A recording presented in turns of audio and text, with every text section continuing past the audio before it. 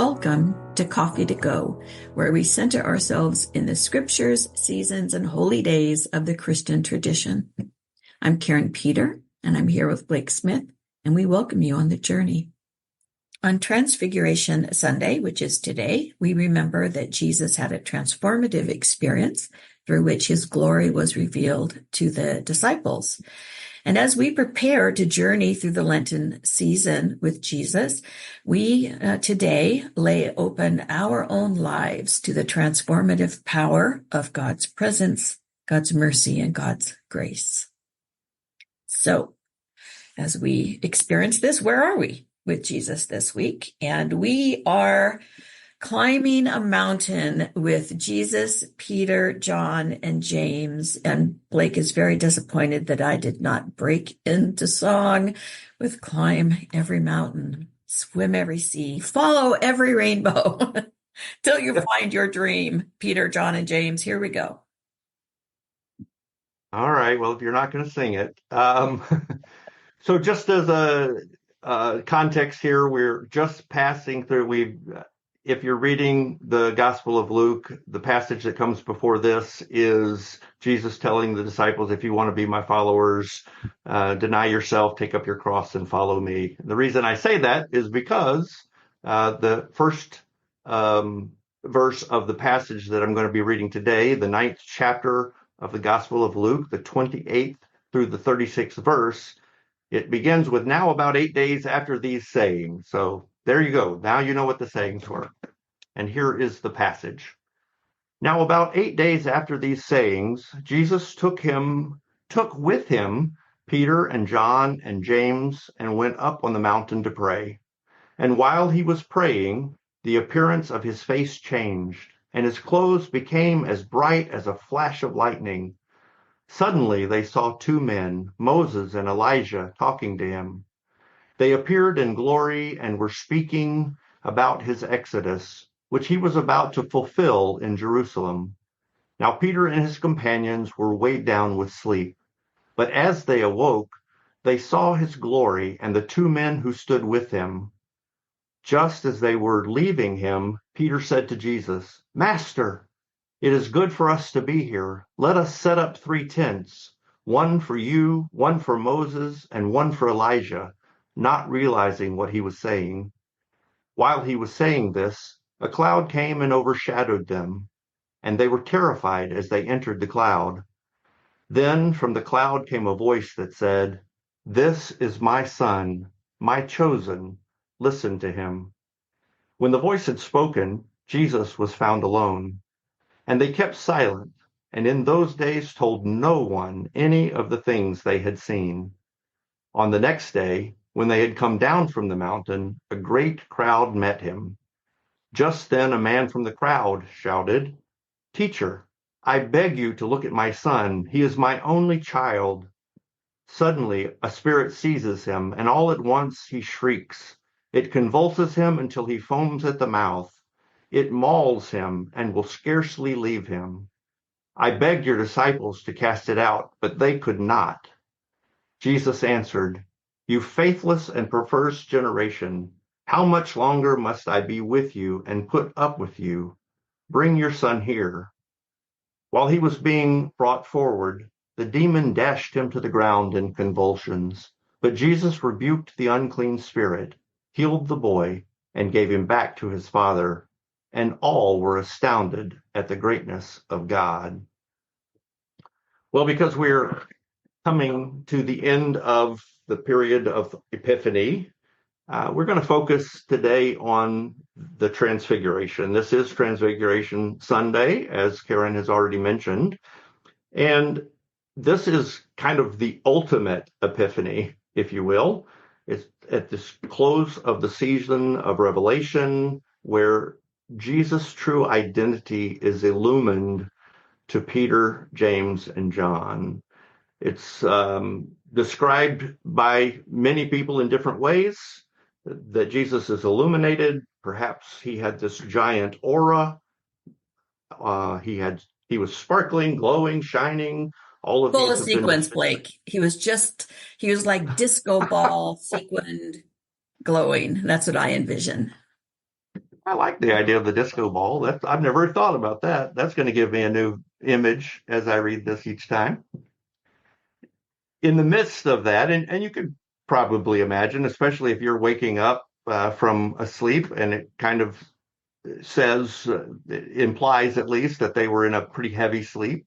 And Peter wakes up and sees this, and he is immediately just overcome. And he wants to stay in this place and kind of capture this moment, if you will, and put them in tents and let's stay here, because this place is obviously a sacred space. It is where a divine encounter has happened. That might sound familiar to many of us, because I think that we have those places that are near and dear and special to us where we have had a sense of divine encounter. And sometimes we lead ourselves to believe that is the place where divine encounter happens, and we need to return to that place. And that's kind of seems to be what Peter is feeling here. Let's hold on to this. Let's build a memorial to this occasion, and let's dwell here on this mountaintop. Let's have this as that place. We know God was here, and so this is where we have to return to find God. But that's not what Jesus had planned. That was a moment of illumination. It was an epiphany for them. It was a way for them to truly understand Jesus' identity, but there was still work to be done, as there is for us. And so the next day, Jesus takes them back down the mountain where the people and the other disciples were, and they are confronted by this father whose son had not been able to be healed by the disciples.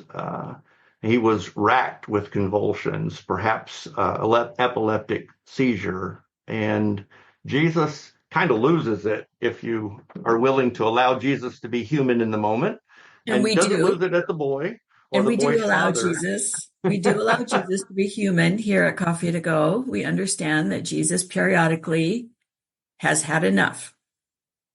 Yes. He he has his road rage moments, not on the road, but so he kind of loses it, and you can probably imagine him kind of giving a glare to the disciples and just going, "What's wrong with you guys? What's wrong with you people?" They still don't believe that they can act on behalf of Jesus in Jesus' name, even though they are capable and they are enough, and they have the gifts. We've talked about this in a recent previous episode, that when the disciples were called in the Gospel of Luke, that they left behind an abundance of fish, but what they took with them was an abundance of giftedness and personal resources that made them sufficient and enough to do the work that Jesus was calling them to. And so, of course, in his frustration, perhaps Jesus turns kind of with a sigh and takes the boy and heals him. So we have a couple of revelations. We have this big, demonstrative, dramatic revelation on the mountain, and Jesus says, "Tell no one." And they I don't guess he tells them to tell no one. They just tell no one. They probably don't even know how to describe it. And then the next day, there's a smaller, less dramatic revelation, one even mixed with perhaps a little frustration, but it's done in front of everyone. So there is yet another revelation or epiphany here at the end of this passage. It's here in the afterglow of the Transfiguration and the mystery of God that we enter into Lent. So this is that doorway into our next season. So some questions that we might ask ourselves at the end of Epiphany and in this day of Transfiguration is, when have I had a mountaintop experience and not wanted to leave? And what ground or place do I consider sacred or holy because of what I experience there? What is that special place that perhaps has become sacred for you because of a particular experience that you've had, and that may have become, in at least some way, thought of as the exclusive place where God can be found. It's important for us to acknowledge that as we try to open our hearts and minds to experiencing the divine in all places. So this week we can experience it this way by making some temporary shelters, some tents for ourselves. We're going to make space to encounter the divine spirit. So you can do it in different ways. So Blake, I don't know if you built blanket tents when you were a kid, but I did. So if you have families at home, then build a blanket tent with your kids, or find a comfy chair, or snuggle up in bed, or maybe it's just when you wake up, or maybe you sit on the front porch in the morning or out on the patio, or have a pathway in a garden, wherever it is that's your space. Light a candle there, or not, if you're not a candle lighter, but if you are, light a candle there. And every day this week, go there and light the candle and simply rest in that space and in whatever comes to you there. And open yourself to the presence of God's mercy and love. And in that space, know this: you belong. You are enough. You are loved. That's our Transfiguration experience for this week.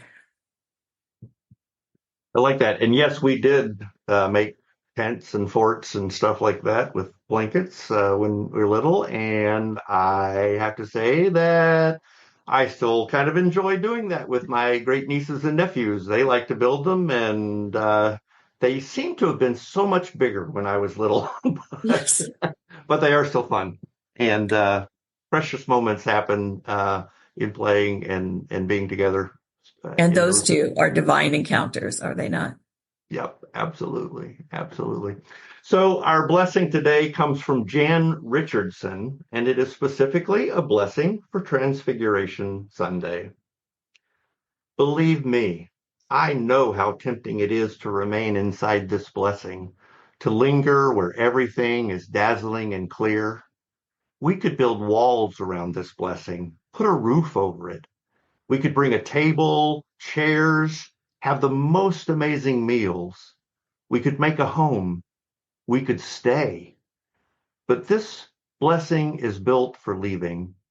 This blessing is made for coming down the mountain. This blessing wants to be in motion, to travel with you as you return to level ground. It will seem strange how quiet this blessing becomes when it returns to earth. It isn't shy. It's not afraid. It simply knows how to bide its time, to watch and wait, to discern and pray, until the moment comes when it will reveal everything it knows, when it will shine forth with all it has seen, when it will dazzle with the unforgettable light you have carried all this way. Thanks, everybody, for joining us here at Coffee to Go this week. We invite you to join us next time for the next part of our journey through the liturgical seasons and holy days of the Christian tradition.